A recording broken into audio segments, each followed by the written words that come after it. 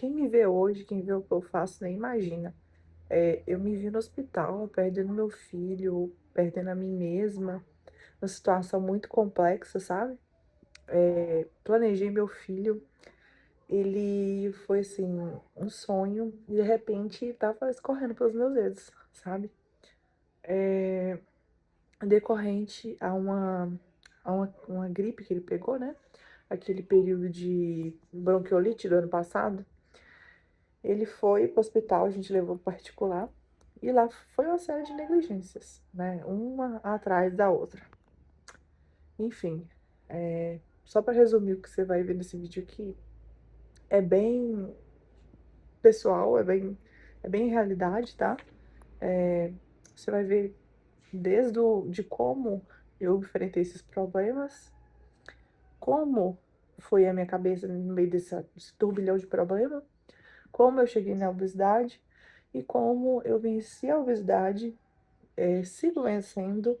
E nesse processo aí, mental, porque a obesidade ela começa no mental, ai, é difícil, chega a dar uma travada, é muito emocionante. Mas se você tiver calma, se você tiver muita força de vontade, você sai desses problemas. Porque é muito complexo, mas sempre tem uma saída. O fundo do poço é o melhor lugar para a gente estar. Porque quando você chega no fundo do poço, só tem como ir para cima. Então, amiga, se você tá passando uma situação dessa, não fica triste. Não acha que o mundo acabou, porque não acabou, pelo contrário, tá só começando.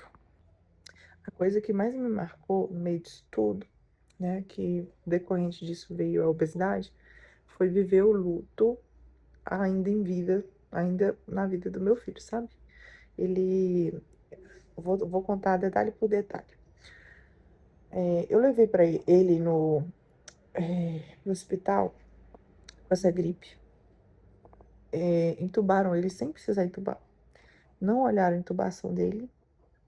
A- Aquele tubo entupiu, não passou oxigênio, então o coraçãozinho parou. E ficou. No documento colocaram 2 minutos. Mas pelo grau que lesionou o cérebro dele, foi muito mais, né? E, e aí, eles não contaram pra gente, né? Nesse dia não me deixaram ficar lá, né? Porque ele tava no particular, transferiu pro SUS. Não, olha, nesse dia que eu não fiquei, aconteceu esse tanto de merda com meu filho. E aí, quando eu cheguei, ele já tava. Falaram que ele tava dopado de remédio e tudo mais. Quando, na verdade, ali ele já não era mais ele, né? Ele tava com os olhos vibradinhos assim, vidrados assim, paradinho, sabe? Ali já tinha acabado com o cérebro do meu filho. E aí transferiram ele para outra cidade, transferiram para o Vital Brasil, né, Timóteo. E lá ele ficou internado mais ou menos 15 dias. Eu fiquei quase 20 dias direto, né? Eu fiquei uns 18 dias direto na UTI. Gente, foi o pior lugar do mundo. Eu vi tanta coisa ruim lá, mas vi tanta coisa ruim. Vi criança entrando saudável e morrendo. E vi criança que estava morrendo e saiu bem. Ah, é um ambiente terrível. Não desejo isso pra ninguém. E no meio disso eu fui afundando. Depressão, aquela ansiedade, medo, crise do tipo, será que eu deveria ter feito isso? Será que eu deveria ter engravidado desse menino? Ele veio nesse mundo só pra sofrer. Ai, gente, foi terrível. Eu fiquei com muita. Eu fiquei muito culpada com meu filho, sabe? E ele, tadinho, ficou todo paralisadinho, ele tava só entortando assim. Depois que ele acordou desse coma, né? Depois que ele acordou, a gente veio com ele pra casa. Tive umas aulas de como cuidar dele, porque ele, como ficou muito tempo com intubação, precisou fazer uma traque, uma gastro.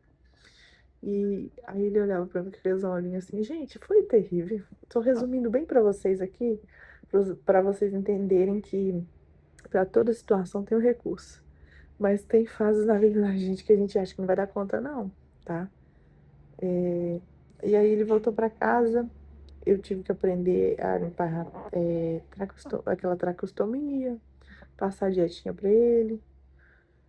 E, e eu só engordando no meio desse processo, sabe? A cabeça a mil, eu só engordando, só engordando. Ah, foi uma loucura.